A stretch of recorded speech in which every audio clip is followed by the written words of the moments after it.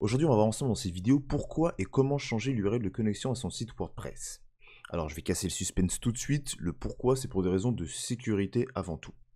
Si vous venez d'installer fraîchement votre WordPress ou vous ne l'avez jamais changé, votre URL de connexion par défaut ressemble à quelque chose comme ça. Donc, le nom de votre site /wp admin. Vous accédez du coup à l'écran de connexion. Pour information, il existe 3 autres moyens de se connecter à votre dashboard, notamment avec un wp/logging et la version raccourcie de ces deux liens qui sont ni plus ni moins que logging et admin. Donc si vous ne l'avez jamais changé jusqu'à aujourd'hui ou si c'est encore le cas, vous avez ce qu'on peut appeler une faille de sécurité. Et potentiellement, vous pouvez être victime d'une attaque par force brute. Alors, qu'est-ce que c'est et pourquoi vous pouvez être victime? Alors je reviens sur mon site tout simplement. J'arrive, je suis un nuisible, un hacker on va dire, et je vois que votre site tourne sous WordPress. Je me dis tiens, on va voir si cette personne-là a bien sécurisé son site ou ça se trouve je peux y accéder très facilement. Donc il y a un petit robot qui va passer, qui va scanner, qui va vérifier. Il va arriver, il va dire WP admin. Bingo. Déjà à partir de ce moment-là, le hacker a déjà un pied dans votre site, on peut le dire.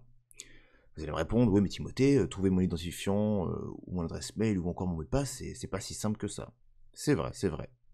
Si tant est que vous ayez bien sécurisé ces deux champs. Donc, qu'est-ce qu'une attaque par force brute? Une attaque par force brute, c'est tout simplement, on part du principe que le hacker a votre identifiant. Donc on va dire que vous appelez Toto. À partir de là, il lui manque plus que le mot de passe. Et c'est là que rentre la notion d'attaque par force brute. C'est que du coup, il va y avoir un petit algorithme, un petit logiciel ou un hacker, en général, ils ne le font pas à la main, c'est une liste de mots de passe qui sont rentrés ou une liste de combinaisons qui sont rentrées et qui vont tester à chaque fois de rentrer un mot de passe. Mot de passe 1 erroné, mot de passe 2 erroné. Comme ça, la suite en boucle, il peut en avoir des millions. Et c'est ce qu'on appelle une attaque par force brute. C'est que tant que la combinaison ne matche pas, ne correspond pas avec l'identifiant mot de passe, ça en teste un nouveau, puis un autre, jusqu'à temps de trouver la bonne, et jusqu'à temps où là le problème se pose, où le hacker a accès du coup à votre back-office, à votre site clairement, et il peut poser du coup des backdoors, des malwares, vous piquer des informations, et tout ce qui est de plus nuisible, il peut le faire ni plus ni moins une fois qu'il a accès à tout ça. Donc l'idée, dans un premier temps, hormis les sécurités classiques qu'on vous conseille, donc c'est identifiant mot de passe, essayer d'en avoir des choses un peu cryptées, notamment sur le mot de passe, combinaison de chiffres, de lettres, majuscules, minuscules, caractères spéciaux, ça c'est quelque chose à vraiment à prendre au sérieux. Maintenant, on va voir du coup comment régler ce problème-là. Alors attention, le fait d'installer et de modifier plutôt l'URL de connexion ne vous garantit pas de ne pas être victime de hack ou de tentative de hack. Attention, mais ça va simplement permettre de ralentir, de mettre des bâtons dans les roues aux hackers pour qu'il n'ait pas simplement à taper un WP admin dans la barre de connexion, mais qu'il ait du coup a besoin de rechercher. Maintenant, il a deux autres une nouvelle variable, c'est plus, ok, j'ai mon site internet, il est vulnérable, admettons, donc en tout cas c'est un WordPress, je tape WP admin, ah, ça marche pas. Donc déjà, on fait reculer l'attaque, c'est-à-dire on ralentit l'attaque. Maintenant, il doit avoir à faire une nouvelle variable, doit chercher une nouvelle variable qui est, quelle est cette fameuse URL de connexion? À quoi elle correspond maintenant? Je ne la connais pas. Et c'est là que rentre en compte et où est tout l'intérêt du coup de ce fameux petit plugin qu'on va installer ensemble pour pouvoir changer cette URL. Alors pour ça du coup on va se donner rendez-vous dans le back-office. Donc je vous laisse vous loguer, vous identifier sur votre back-office et tout simplement vous rendre dans la partie extension. Donc là c'est une installation toute fraîche, c'est juste simplement pour l'exemple, pour le tuto. On va aller sur ajouter une extension.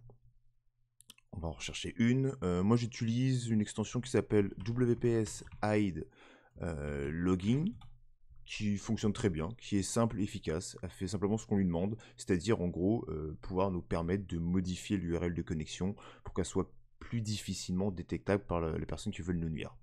Donc installer, on va faire le processus ensemble, ça sera plus simple. Ensuite, on va activer l'extension, classique. Hop là. Ensuite, une fois que l'extension est installée, on va se rendre et activer, on va se rendre dans Réglages.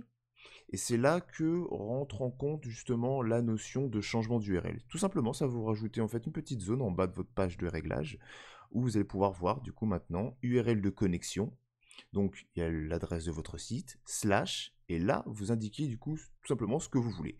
Alors, il faut faire preuve d'imagination. Un petit conseil ici, vous passez d'un wp-admin, vous passez à un slash log ou à un slash log admin.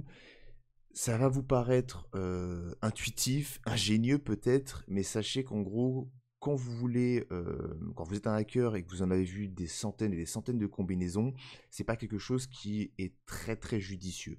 Donc, il faut éviter justement tous ces mots-là qui sont simples pour un utilisateur lambda à retenir, parce que c'est une page quand même que dont vous devez vous rappeler. Donc, c'est clair que si vous mettez quelque chose de totalement rocambolesque, ça va être difficile de s'en souvenir. Mais si vous mettez un truc qui est trop simple ou qui est trop en rapport avec cette connexion-là, donc typiquement si je mets un slash log, vous doutez bien que c'est pas quelque chose de super pertinent. Donc tout ce qui est du champ lexical, de connexion, logging, administration, essayez de l'oublier, essayez de vous approprier quelque chose, vous le notez sur un petit bout de papier ou ouais, sur un bout de papier, tout simplement. Je vous déconseille de le noter sur un fichier qui sera stocké sur votre ordinateur, parce que le problème qui se pose, c'est que si vous vous faites pirater, vous avez un virus, un malware ou quelque chose qui, ouais, vous êtes vérolé, on va dire ça comme ça clairement, hein, malheureusement, et qu'il a accès notamment à ce fichier-là, et que c'est marqué clairement URL de connexion et mot de passe de mon site, vous doutez bien que là, ça aussi, c'est du pain béni pour lui.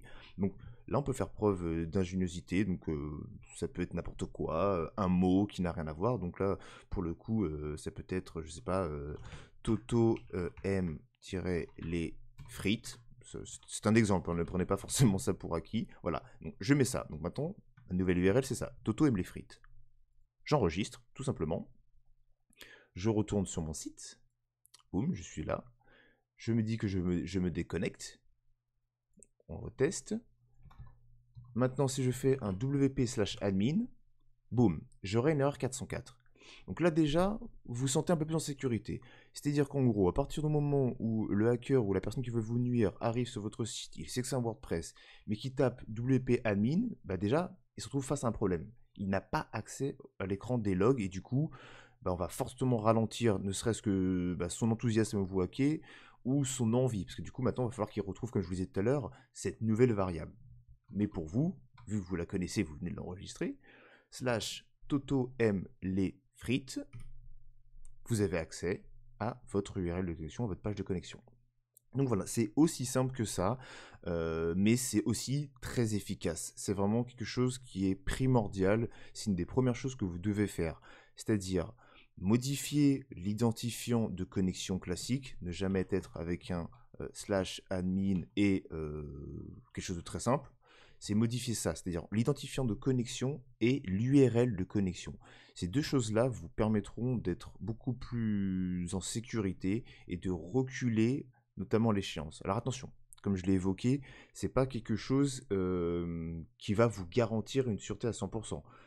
Demain, le hacker, le nuisible, peut très bien trouver cette fameuse URL de connexion, mais dans tous les cas, ça va forcément ralentir le processus, démotiver, ou en tout cas, vous ne serez pas dans la liste des sites qui sont détectés avec un slash wp-admin, donc vous ne serez pas victime du coup d'attaque par force brute classiquement.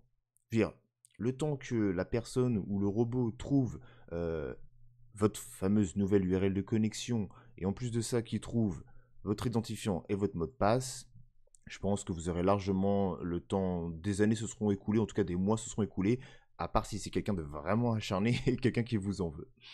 Donc voilà pour le petit tutoriel, c'était aussi simple que ça, j'espère que ça vous a aidé, que ça vous a plu, n'hésitez pas à laisser des petits commentaires si vous avez des questions, des problématiques pour mettre en place cette procédure ou d'autres interrogations sur le sujet. Sachez qu'une autre vidéo fera l'objet du thème de la sécurité et des failles propres à WordPress qu'on peut éviter et comment sécuriser son site. On verra tout ça dans une prochaine vidéo. C'était Timothée. Je vous dis à plus tard. Ciao, ciao.